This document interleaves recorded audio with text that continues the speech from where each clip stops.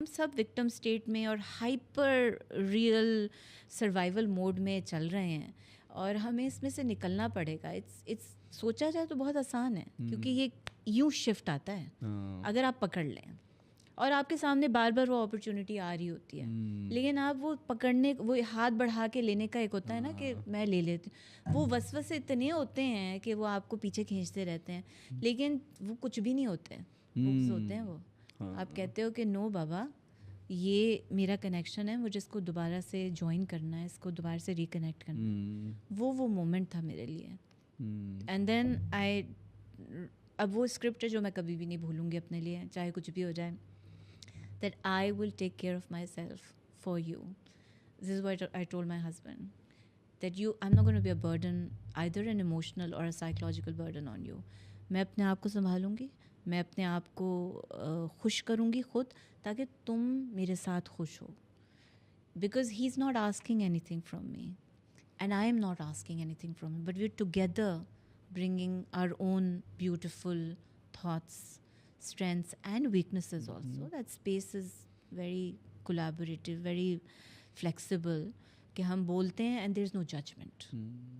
تو وہ جگہ ختم ہو گئی تھی تھوڑی. اچھا, اب دیکھیے آپ نے بہت ہی ہارٹ وارمنگ آپ نے ایک قصہ ہمیں سنایا جو آپ کی حقیقت تھی, کہ جس طرح سے it became a new breakthrough in your relationship, کہ ایک زخم تھا جس کے تھرو اس کو ہیل کرنے کا ایک پروسیس شروع ہوا, کہ I am sure both of you lived much happier lives after that, یا مچ ریزالوڈ لائفز آفٹر دیٹ. اب دیکھیے کیف, آپ نے کہا ماشاء اللہ 20 سال ہو گئے ہیں آپ کی شادی کو, جو اور اب آپ نے پرفارمنگ آرٹ سے ایک تھوڑا سا شفٹ کیا ہے تھیراپی کی طرف, you training to be a therapist, mental health پہ آپ بات بھی کرتی ہیں. جو جین زی یا ملینیل پیرنٹس جو ہیں, like a lot of my friends, ٹھیک ہے, جن کو تھوڑا سا اوپر سے بھی ملا, اپنے ماں باپ کا ورثہ بھی ملا, لیکن وہ اس نئی ایکول ورلڈ میں اپنے اسپاؤزز کے ساتھ کھڑے بھی رہنا چاہتے ہیں, ٹھیک ہے.